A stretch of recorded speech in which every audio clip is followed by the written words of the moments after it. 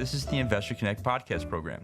I'm Hall T. Martin. I'm the host of this show in which we interview angel investors, venture capital, family offices, private equity, and many other investors for early stage and growth companies. I hope you enjoy this episode.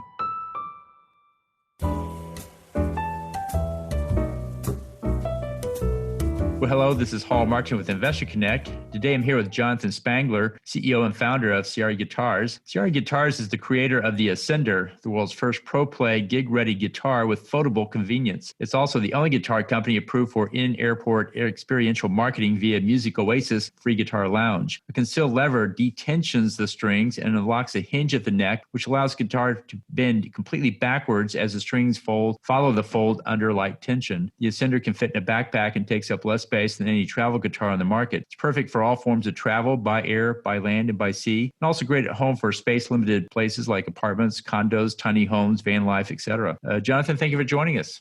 Hall, it's my pleasure. Thanks for having me. Great. So tell us more about your background. What did you do before joining Ciari Guitars? So I have a somewhat of an odd background insofar as, I am a patent attorney of approximately 25 years. And so I've been helping innovators, sincerely for over 2 decades. Innovators take their good ideas and get them into the marketplace and change lives, not only the entrepreneur, but their customers. And so I spent, a good deal of time in the medical device space. I was chief patent counsel for what became the global leader in minimally invasive spine surgery products. So, just more than a modest departure to go from medical device into guitars, but I've been a passionate music lover and amateur musician guitarist for an equal amount of time, if not more. And so music has always been a profound passion for me, and so I've essentially 4 years ago, 5 coming up now that I think about it, in March, I left my day job and decided to pursue Ciari Guitars, found and pursue. Great. So what's your advice for people investing in this space? What do you tell them to do before they write that check? Sure. I would say you really have to look for a few key items. And I say this both as an entrepreneur and an investor. I look for innovation. I look for leadership. And then I want to understand and see trends that will allow the entrepreneur to leverage those, the innovation, leadership, and prosper. Great. And so let's talk more about investing in this sector. How do you see the industry evolving? Where do you see it going? Well, I'm really pleased to say that 2020 had a few silver linings. And among the silver linings for the guitar industry is that the pandemic brought about a resurgence and really a warm, huge embrace from those people who had more time on their hands, right? Or they simply needed a sane, way to focus their energy when the world has all these variables. You can control the guitar in your hand, and so guitars surged during the pandemic, year over year, up over 2019, which was something that I don't think anybody really expected in those early days of COVID. But at any rate, that's one big thing that cuts in the favor of the music industry and guitars more specifically. There was also, related to that, an explosion of online learning. And of course, that takes many forms. Sometimes it's online school for kids. I have a 9-year-old, and that is certainly part of our world now. But for guitars, and credit to Fender, they did a phenomenal job in offering free online guitar lessons to customers out there. And it helped to drive new entrants and new guitarists, and essentially the compliance that is required to stick with guitar. It goes up the more you practice. It sounds self-evident, but I would say the proliferation of online learning and different apps and the like for guitars particularly has helped to fuel that surge in guitars. It's worth pointing out that 90%, this is Fender stats, they did some surveys some years ago, 90% of people who play guitar for the first time will flame out. They will drop it. And so they basically, they're kind of one and done with their journey on the guitar spectrum stalls. And so what they did is they invested in that online digital learning platform to increase the number of people who will stick with it by simply giving them wins. Giving them wins by allowing them to learn and get some success and then feel that enthusiasm and walk them down that journey that can be extremely frustrating at times because you see people playing guitar. It's like surfing. You can see people surfing and then go out and try to surf and see how easy it is. It's not. And so at any rate, I think that the online learning will lead to more people sticking with the guitar, which will again rise all boats, including Ciari's. Another factor that I think is perhaps more uniquely suited for Ciari is that travel, while clearly air travel took a mighty hit in 2020, other forms of mobility surged, okay? And so other areas like RVs, motorcycle sales boomed, boat and yacht sales boomed, private jets boomed. And so while people weren't flying commercially, they still wanted to be safe and mobile and live a little. Okay, so I think that if you will, expansion of other forms of transportation bodes well because we are perfectly suited not only for air travel but for any form of travel, and so that's one aspect that I think helps us. Some are predicting a travel boom when the vaccines are out there at a sufficient level. People start feeling safe to get back on the road. And it's going to be private or not private, but personal travel, to get out of the house. And so many in the industry are expecting a kind of a dam to break when it comes to travel.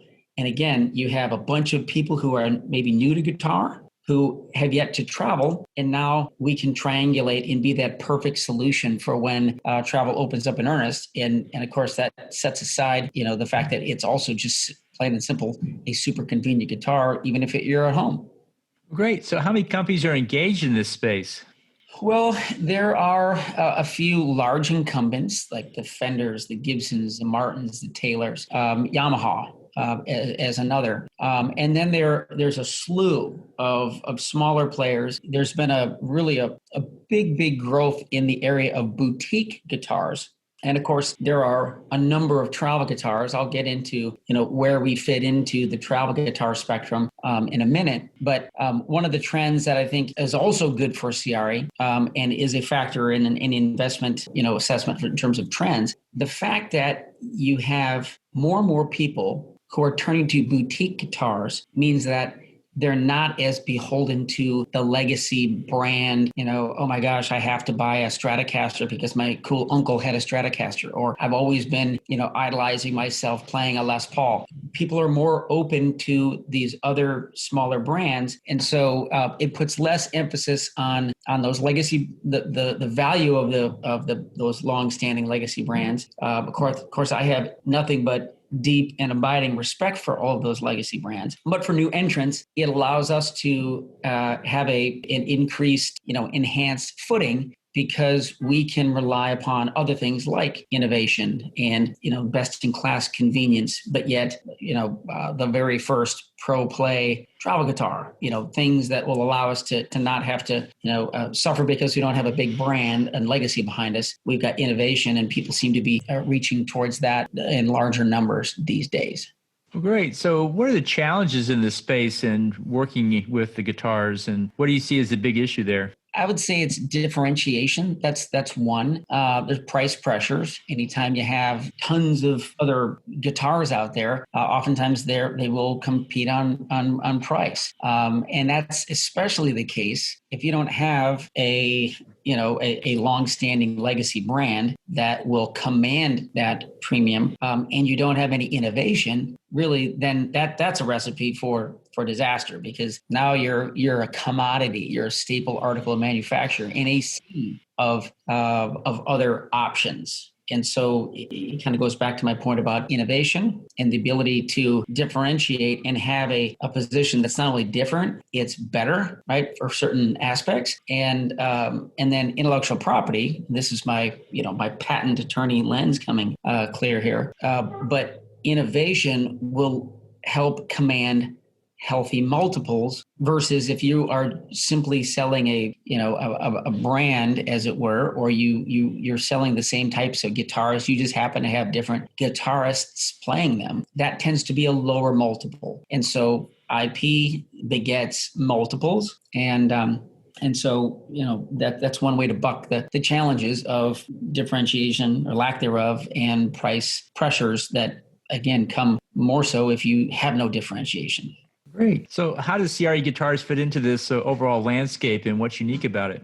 Well, Ciari is in our Ascender, and it's more than just the Ascender. We have a platform of patented technology, this folding system that can be applied to not only our premium Ascender, our first product to market, but also our mid-tier offerings. And we have currently in development now a mid-tier electric guitar.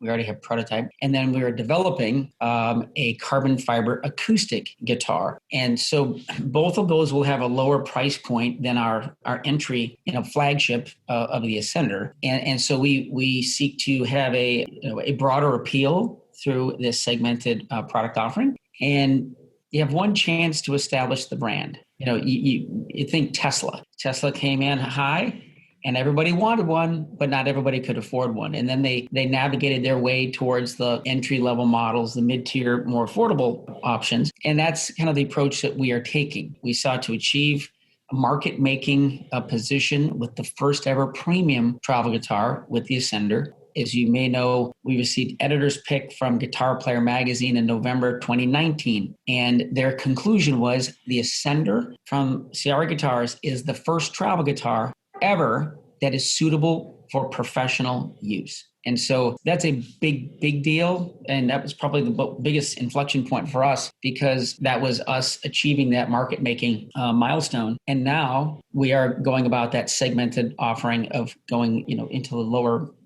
price point models. Now, that's high level kind of what we did strategically and what we have coming. There are a number of travel guitars out there. I am not a fan of besmirching my competition, because I want all boats to rise with the tide, and they've been fantastically supportive of what we're doing. Our guitar is not for everybody, but by the same token, I felt like there were some unmet needs out there that our guitar solved. And so really summing it all down, it's quality and convenience without compromise. And oftentimes the quality and the convenience, travel guitars typically have one or the other. But in our opinion, they've never really had both, much less in such a solution that is so easy to operate. Throw of a lever and a top-off tune at most in order to go from the folded to the unfolded playing state. Seconds of it's so fast to get off stage when you're done. It also seconds. It can get folded in a nice, aesthetically protective branded case, what have you, and you're off the stage and onto the rest of your evening or what have you. So anyway, it's quality and convenience without compromise, and two being tied together. That's kind of how we fit in there. But again, I have great respect for all the incumbents and those who've come before us, the bigs, the mids, and the littles, and whether they're doing only standard guitars or travel guitars. We're all part of a big family then, and all boats are going to rise with the tide as we see the surge of guitars, the larger companies kind of trickle down to pull us all up, including travel. Great. So what's the next step for Ciari Guitars? What's going to happen next? Well, we have our Weed Funder campaign, our capital raise, underway right now, and it's going extremely well. We are encroaching around 600,000 just over a week into it in terms of the public aspect of our launch. And with that capital, we have plans to, again, continue the development of that mid-tier model, continue the development and launch of our carbon fiber acoustic, and then get on after that to even a foldable bass.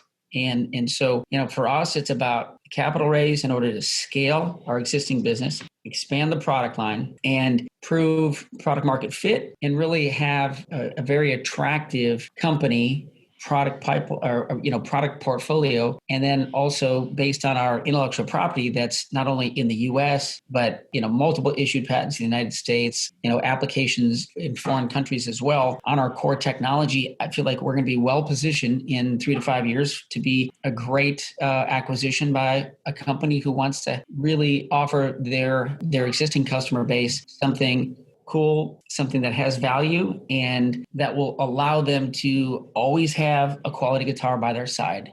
Well, it's great. Well, in the last few minutes that we have here, what else should we cover that we haven't? Well, I think that really, to me, kind of sums up the main messages that I have. I'm of course, I'm happy to field any questions that any of the listeners may have. And so I know we're going to include my contact information in the show notes, and I'd be more than thrilled to field any question. I take suggestions readily as well, and advice. So thank you. Great. So what's the best way for them to get back in touch with you? My email is probably the best, and that is Spangler, all one string, my first initial, last name, Spangler, at ciariguitars.com, and that is CIARI guitars.com. Great. We'll put that in the show notes. Want to thank you for joining us today and hope to have you back for a follow-up.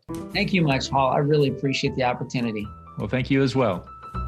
Investor Connect helps investors interested in startup funding. In this podcast series, experienced investors share their experience and advice. You can learn more at investorconnect.org.